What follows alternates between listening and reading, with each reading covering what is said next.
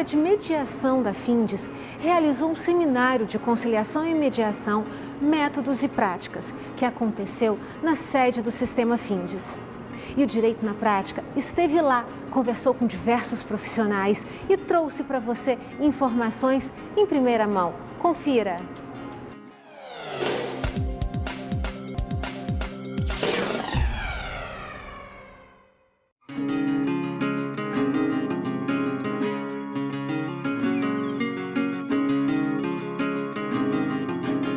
Converso com Daldice Santana, conselheira do CNJ, que está aqui em Vitória para conversar conosco sobre mediação e conciliação. Doutora, muito obrigada por ter aceitado o convite do Direito na Prática. Prazer todo meu. A doutora Daldice também tem outros projetos em Brasília, que ela vai nos falar um pouquinho. Quais são, doutora, os outros projetos? Além da mediação, eu sou coordenadora da política de enfrentamento à violência doméstica, que hoje tem tornado uma pauta um pouco no dia a dia das famílias brasileiras. É uma pauta que guarda uma certa semelhança com a mediação e com a conciliação, porque eu lido em ambas as políticas com um fenômeno difícil, mas não insuperável, que é a cultura. Um é a cultura do litígio, eu vou processar, e o outro é a cultura do machismo. A mulher é minha, não pertence, se não for minha, não será mais de ninguém. Então, são aspectos culturais que o Brasil vem enfrentando, e para isso elegeu políticas públicas para enfrentar tudo isso de forma preventiva e também de forma repressiva. E foi com o intuito de superar, de vencer essas questões que a mediação entrou na sua vida? Sim, na realidade... Abre até um sorriso quando a gente fala de mediação, né? Porque na realidade é algo que não tem volta, né? Que ela interfere na tua vida, inclusive pessoal. Verdade. Porque a gente passa a cuidar da linguagem verbal, corporal também, e também ver o diálogo como a fonte primária, né, das relações interpessoais. Então, se eu tenho um problema com uma empresa, eu primeiro busco diálogo. É natural, não tem como a gente que experimentou, né, não fazer uso da mediação ou da conciliação.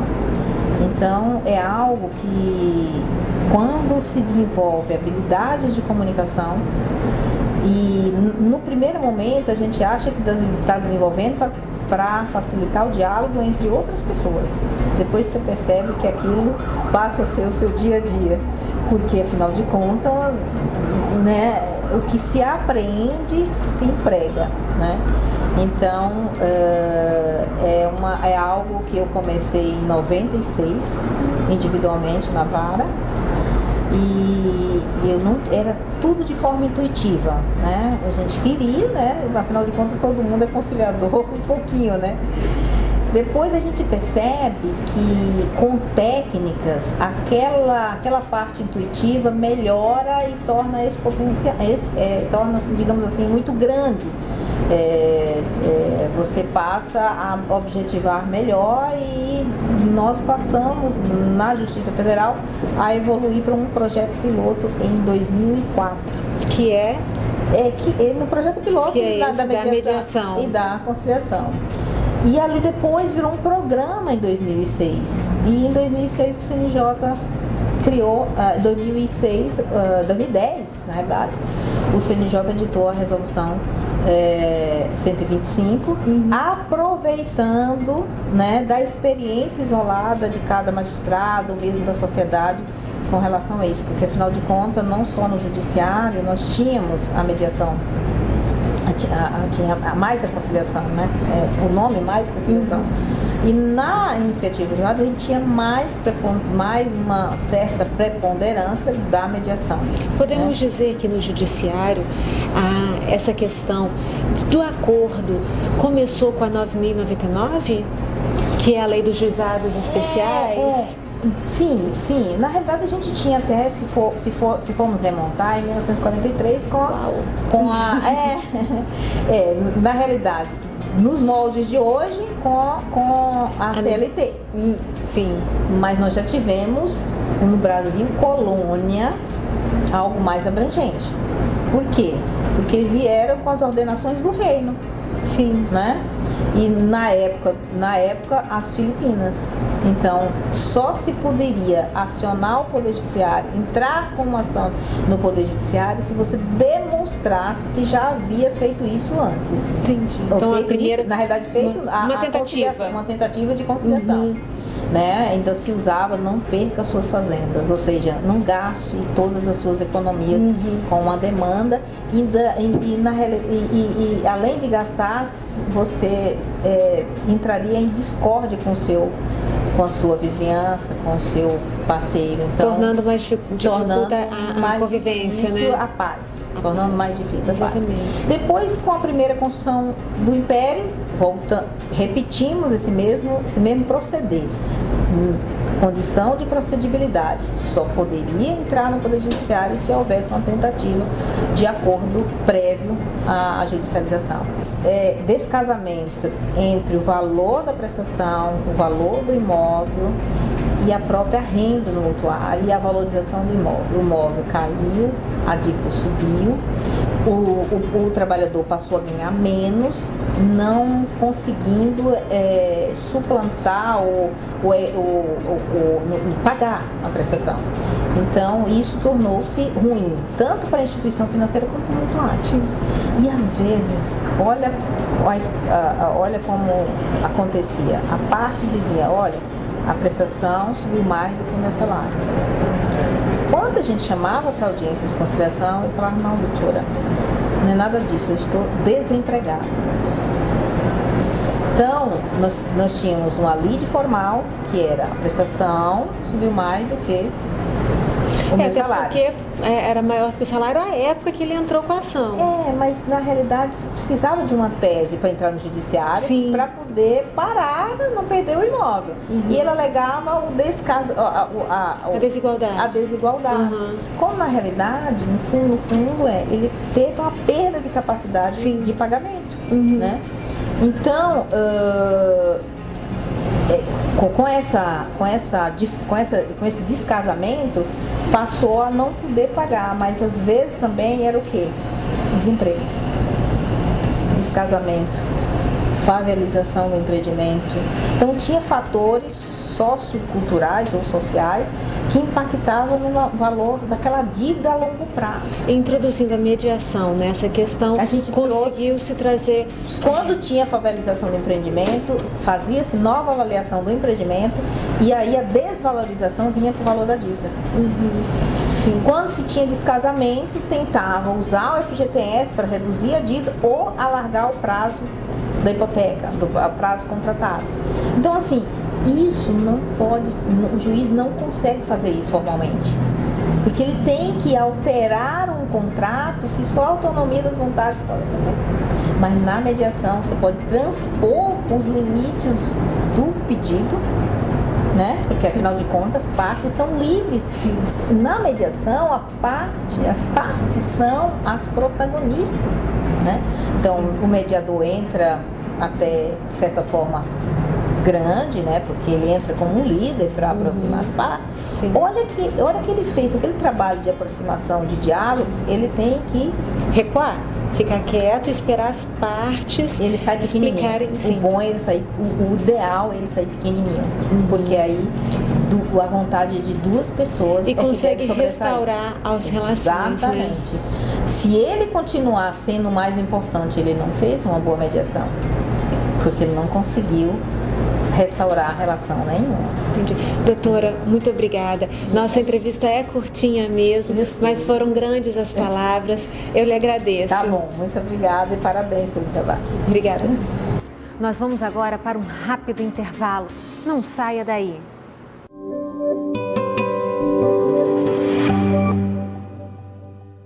Direito na Prática, com Patrícia Botti. Oferecimento FDV, a Faculdade de Direito de Vitória. Taliev Gastronomia, a sua refeição saudável. SA Ambiental, prestando serviços especializados e atuando para um meio ambiente sustentável. E Centro de Evolução Profissional CEP, 22 anos preparando vencedores.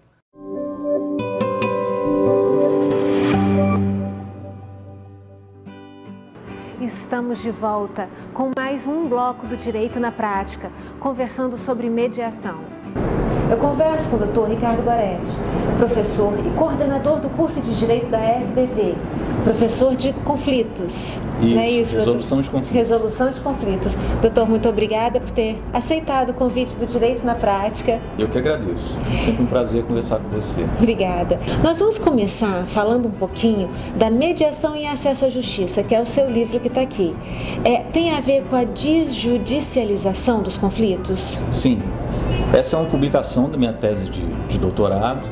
Aqui eu trabalho as potenciais contribuições que a mediação pode prestar para a efetivação do direito de acesso à justiça no Brasil, considerando ali políticas públicas já desenvolvidas pelo Conselho Nacional de Justiça, justamente no sentido de fomentar essas práticas. E, obviamente, está inserido num contexto de desjudicialização, ou seja, na ideia de trabalhar a resolução de conflitos fora do Poder Judiciário. No setor privado e público? Sim, aqui eu trabalho a questão da mediação judicial, então, portanto, no contexto de processos judiciais em andamento, e também um direcionamento, aí já no plano das conclusões da tese, né, para a necessidade de se fomentar a prática da mediação no âmbito extrajudicial, como uma forma de se evitar o processo judicial. E o senhor tem visto o resultado disso? Sim, hoje nós podemos dizer que há uma tendência no sentido de ampliação dessas práticas. Não só da mediação, mas também da negociação, da conciliação, a arbitragem também, né?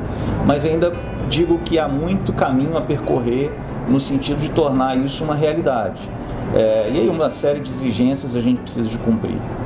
Capacitação de profissionais, difusão, divulgação, o conhecimento da população com relação a essas práticas. Eu penso que essa capacitação é fundamental porque também depende do advogado da outra parte.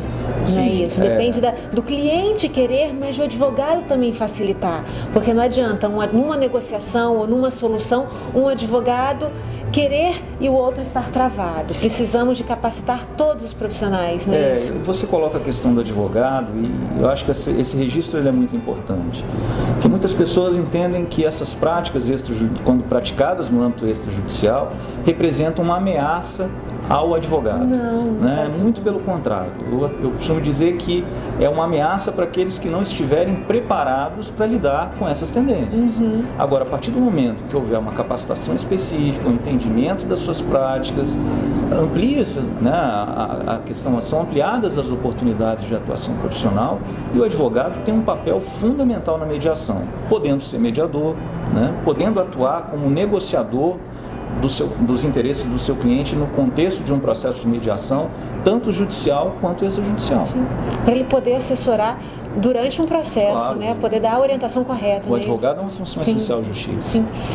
O advogado pode atuar também como conciliador no particular ou apenas a mediação que pode ser usada ali num contexto particular dentro do escritório?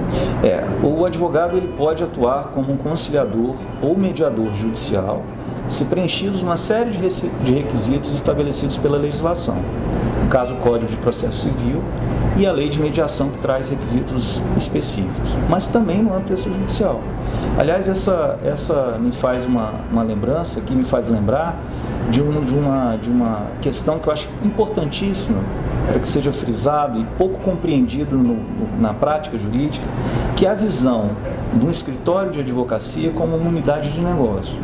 a visão do escritório de advocacia como um centro multiportas, como um lugar onde a pessoa, tendo uma situação de um conflito, ele busca o auxílio de um profissional, ainda que com a expectativa de ajuizamento de uma ação, mas que na verdade que ali ele receba, por parte desse profissional, um tratamento adequado às particularidades do conflito que ele manifestou.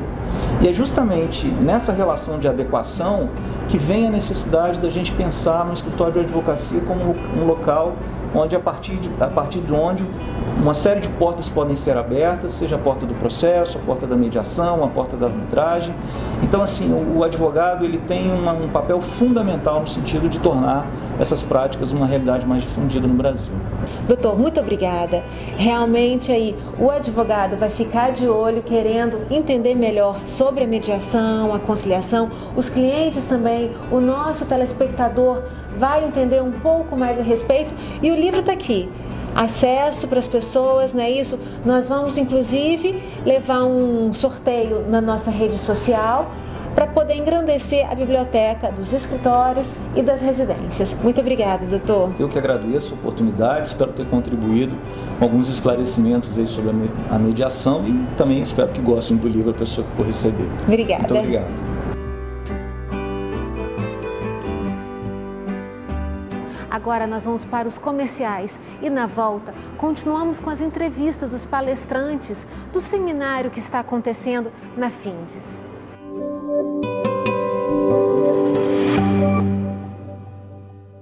Taliev Gastronomia nasceu para atender quem procura se alimentar bem, com praticidade e qualidade.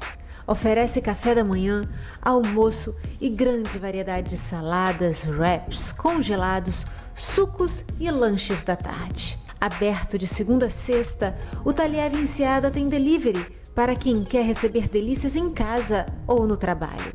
Alimentação saudável para o seu dia a dia é no Taliev Enseada. Venha conferir!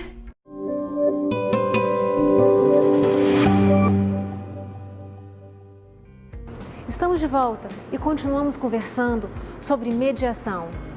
Eu converso com Valmir Pedrosa, assessor do Comitê do Rio São Francisco. Doutor, muito obrigada por estar aqui novamente no Direito na Prática. Obrigado pela participação. Em que é usada a mediação nas questões hídricas do Rio São Francisco? O caso do Rio São Francisco é emblemático no Brasil porque são cinco estados para dividir a mesma água, e quando essa água está escassa, é preciso construir uma decisão colegiada, consensuada, para cada usuário entender que a falta de água vai ser repartida por todo mundo. Então isso é um processo longo, mas ele já se consolidou como viável, trazendo grandes soluções para a crise do Rio. O senhor estava me falando que antes das pessoas que estão ali vivendo o conflito procurarem o judiciário, tenta essa solução. Pode nos dar um exemplo? É o caso, o Rio tem 5 estados, né? Então nós temos irrigantes, temos indústria, temos pescador, temos lazer, tem turismo e as cidades. E cada um desses usuários, ao sentir que a água não é mais disponível como antigamente, correrem para o judiciário buscando um amparo judiciário, esse rio vai ter uma explosão de demandas judiciárias. O judiciário tem tem o seu tempo de resposta, de forma que isso que não vai atender completamente, que não vai atender. E a solução negociada, a mediação, ela é importante porque ela faz com que o usuário construa coletivamente a decisão, a solução. E não só aguarde do juiz uma decisão. Eu participei da construção da decisão, esse é o grande fato. E tem um elemento na parte de água que estimula a mediação, é que o rio vem o inverno e o verão, né? Daqui a pouco, se você entrar na ação judicial durante a parte seca, daqui a pouco vem uma parte chuvosa, aí aquele objeto já perdeu, porque o rio já está cheio. O rio está cheio, e daqui a pouco é o contrário. Então a própria dinâmica do processo, a dinâmica natural, né? Favorece a ideia de você mediar esse conflito. E está tendo resultado? Fantástico, esse é um exemplo notável no Brasil, e isso está tão consolidado que em qualquer parte do Brasil que houver esse tipo de conflito, e se a agência de águas do Brasil for chamada, ela vai repetir esse método, porque ele é um método já testado, validado, com grande poder de solução dos conflitos. E a conciliação, ela também é aplicada numa situação dessas ou só a mediação? Só a mediação, só a mediação. Só a mediação. Ela é o instrumento, e a complexidade nesse caso da mediação é que você tem 5 estados, mais ou menos envolvidos, diretamente 38 instituições envolvidas diariamente nesse problema. A construção dessa decisão, ela passa por reuniões semanais, toda segunda-feira há 4 anos. Toda segunda-feira, sem exceção. Então, esses encontros frequentes, trazendo a informação crível, exata e técnica, ela vai dissipando os dissensos. E depois que todo mundo se apropria da verdade, dos fatos. Então, toda semana conversa-se sobre o assunto tenta ali, alguma solução sai. Toda semana ela tem essa reunião, ela é feita presencialmente em Brasília e por Skype para quem não puder estar na sede em Brasília. E ela é uma reunião importante porque ela ocorre na segunda-feira, na quarta-feira a portaria que materializa a decisão da segunda e quinta-feira o Rio já está de maneira diferente operado para atender o que foi decidido. Então tem efetividade da reunião. Que maravilha! Muito obrigada, doutor. A nossa entrevista é uma entrevista dinâmica. Eu agradeço as suas informações. Agradeço a oportunidade, é um prazer estar aqui no Espírito Santo mais uma vez. Obrigada. Nós vamos agora para um rápido intervalo. Não saia daí.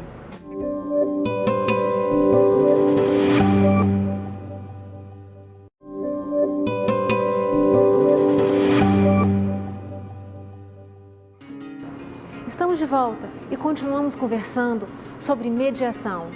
Eu converso com o Dr. João Bosco Silva. Ele é gerente geral de sustentabilidade e relações institucionais da ArcelorMittal Tubarão. Dr. João, muito obrigada por ter aceitado o convite do Direito na Prática. É um prazer estar aqui com vocês, a gente poder estar conversando nesse ambiente desse seminário sobre mediação e conciliação promovido pela Câmara de Mediação e Arbitragem da FINDES. Isso aí. A gente, como você disse, a gente está no seminário.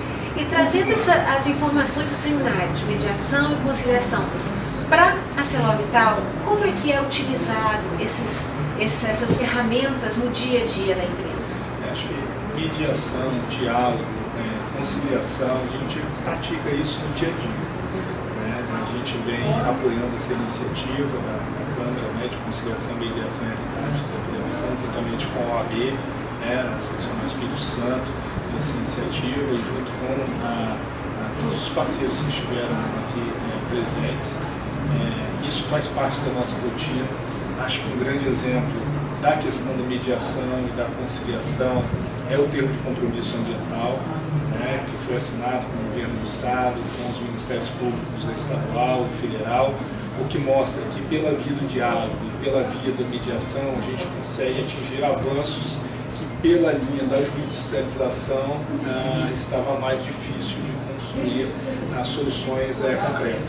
E através de uma iniciativa que partiu do próprio Ministério Público Estadual, através do promotor Marcelo Lemos, a gente, através de um processo de autocomposição, de um processo que foi construído dentro de um ambiente, incluindo o Ministério Público Federal e o Governo do Estado, a CETESB, através de uma auditoria em todas as nossas operações, nós conseguimos estabelecer um plano de metas e um plano de ação para, vamos dizer assim, avançar no processo de melhoria contínua. Se fosse pela linha da judicialização, esse processo ia ficar na justiça por anos, iam geralmente tramitar em processos de perícia, em processos de recursos, o próprio poder público perderia pelas custas que você tem no processo. O próprio tempo mesmo faz as pessoas perderem. Isso, E pela linha da autocomposição, por essa linha da automediação, nós conseguimos, vamos dizer assim, estabelecer um plano de ação, um conjunto de metas de uma forma consensual para poder avançar nas soluções ambientais do que a gente precisa para melhorar o nosso desempenho, a nossa performance ambiental, conciliando com os anseios da sociedade. O Ministério Público, ele representa a sociedade civil, ele é a principal voz da sociedade civil, e ele foi o catalisador dessa iniciativa juntamente com o governo do Estado, né, e a empresa prontamente atendeu e debateu e construiu esse termo de compromisso ambiental em conjunto. Então, esse é um exemplo de como a mediação e a negociação, né, ela e a conciliação é importante e é efetuada e praticada dentro do setor empresarial. Muito obrigada, doutor. Agradeço pelas palavras no Direito da Prática. É um prazer estar aqui. Obrigada. E ficamos por aqui com mais um Direito na Prática. Porém, antes eu faço questão de agradecer a minha parceira, Raquel Pinheiro, que fez o meu cabelo e a minha maquiagem. E para você que quer rever este programa e outros, siga as nossas redes sociais, Facebook e Instagram, Direito na Prática, e no YouTube, Direito na Prática com Patrícia Botti. Até o nosso próximo encontro.